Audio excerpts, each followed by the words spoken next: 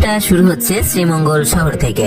আপনারা আপনাদের সুবিধা মতো বাস অথবা ট্রেনে করে শ্রীমঙ্গলে আসতে পারেন। সেক্ষেত্রে 5 থেকে 6 ঘন্টার বেশি লাগার কথা না। আমরা রাত্রে রওনা করে ভোরেই শ্রীমঙ্গল পৌঁছে গিয়েছিলাম। সকালে এসে নাস্তা সেরেই সারাদিনের জন্য একটি জিপ গাড়ি রিজার্ভ করে নিলাম। শ্রীমঙ্গলের আনাচে কানাচে ঘোরার জন্য জিপ গাড়ি বেস্ট। চালকের সাথে আগে পুরো দিনের প্ল্যান আর ভাড়াটা বলে নেওয়া ভালো। সারাদিনের জন্য ভাড়া পড়বে মোটামুটি 3000 থেকে 3500 টাকার মতো, যেটাতে শেয়ার করে উঠতে পারবেন 10 জনের মতো। তবে এটা কিন্তু আপনার রুট প্ল্যানের উপর নির্ভর করবে। জিপ গাড়ি ছুটলো আমাদের প্রথম ডেস্টিনেশন বাংলাদেশের অন্যতম ফরেস্ট লাউছড়া জাতীয় উদ্যানের দিকে। জনপ্রতি 115 টাকা করে টিকিট কেটে আমরা ঢুকে পড়লাম সবুজের রাজ্যে। ঘন গাছপালা, পাখির কিচিরমিচির আর ঝিঝি পোকার ডাক আপনাকে এক অন্য জগতে নিয়ে যাবে।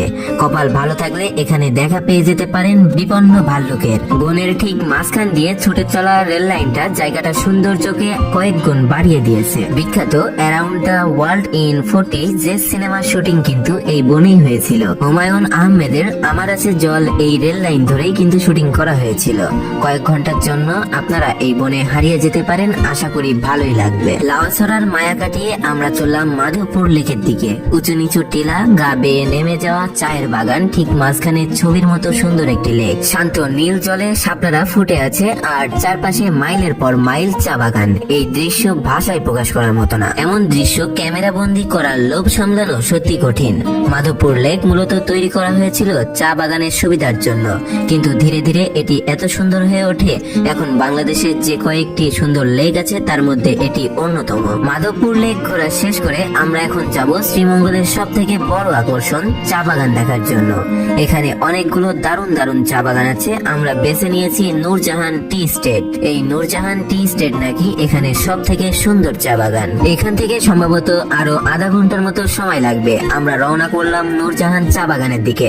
অবশেষে আমরা নূরজাহান চা বাগানে পৌঁছে গিয়েছি। নামতেই যেই দৃশ্যটা চোখে পড়লো সেটা ভাষায় বোঝানো মুশকিল। মনে হচ্ছে ঢেউ খেলানো টিলার উপর কেউ যেন পরম মমতায় একটা সবুজ মখমলের চাদর বিছিয়ে রেখেছে, আর বাতাসে ভেসে আসছে তাজা চা পাতার সেই পাগল করা গন্ধ।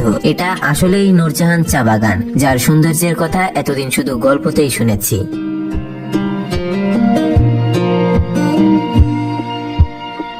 নূরজাহান চা বাগান দেখা শেষ করে আমরা এখন পরবর্তী ভিডিওগুলো দেখতে চ্যানেলটি সাবস্ক্রাইব করে রাখতে পারেন।